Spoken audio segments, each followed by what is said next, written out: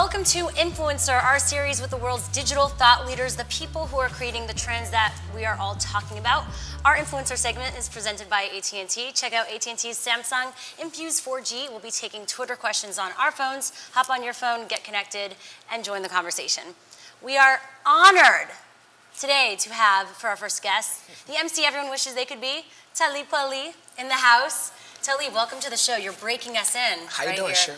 I'm great, and what I think is great is we got in touch with you over Twitter, which is amazing. Like, that would have never happened a few years ago. Well, you know, everything that I do is over Twitter now. Like, I've had my laptop stolen twice, got it back over Twitter. And no way. You know, I've met everyone from Deepak Chopra to MC Hammer to my favorite author, Talib Kweli. These are all people who I've become friends with over Twitter. So, you know, it's a lot of good things have happened to me. You were also very outspoken over Twitter, specifically last week, about Common visiting the White House for the whole poetry jam.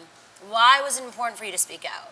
The classification of an artist like Common as a thug or some sort of vile rapper hit close to home for me because Common is a friend. He's a friend of my family, and he's, you know, our music is very similar in terms of content, in terms of style, in terms of passion. And for Common to be called a thug because he made a song about Assata Shakur sort of strips him of his dignity.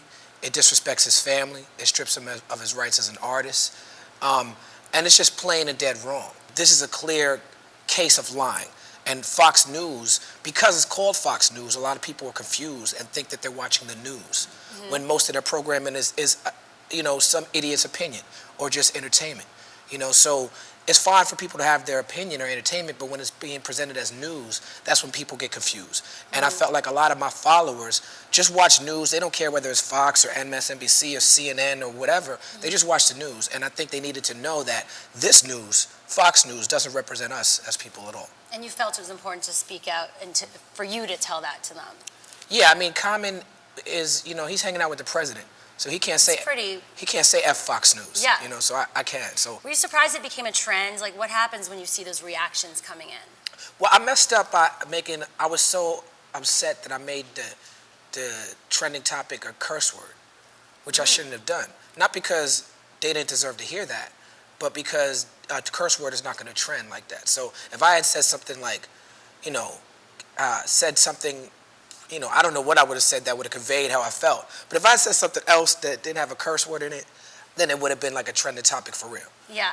So we got a lot of questions from everyone online, so thank you so much. And you also retweeted it, so we appreciate that.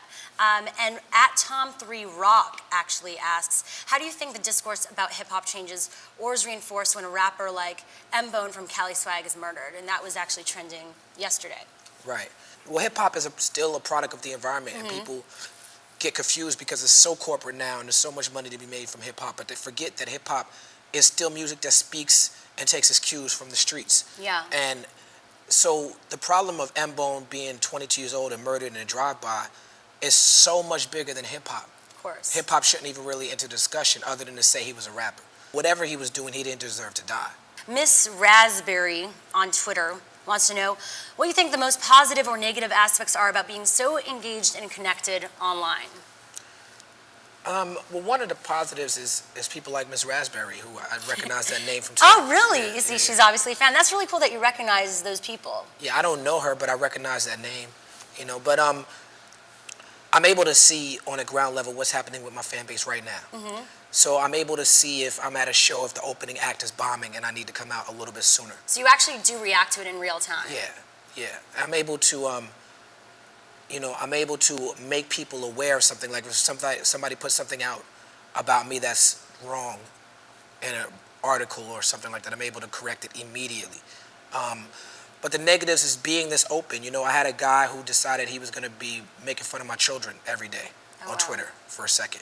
Okay. You know, and you know, you have people who, you know, when I talk, I'm speaking on life experience, you know, but Twitter and stuff like that creates a level playing field.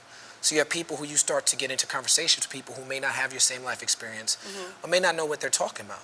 You know, I've had situations where I've gotten into a conversation with somebody really confused about why they're being mean or why they just are so stupid, and then I go on their page and realize I'm arguing with a 13-year-old, you know, and it's like, oh, you're 13, oh, that's what it is. So it opens you up for that type of sort of nonsense. Is this though a democratization of the industry, everything that's going on right now? Yeah, I mean, that part of it I like. You know, I like the fact that you have a group like, Odd Future Wolfgang, who I think they just got a record deal now, but for a long time, they were just famous from social media. And here's the little 20-year-old kids from LA who just have, Facebook pages. There's no money for marketing and promotion. There's no publicist. There's no label. But the creativity is bubbling so much, whether it's the creativity in the music or how they're presenting it, is capturing the world's attention. And that's exciting to me. And of course, another Black Star album? Yeah, maybe.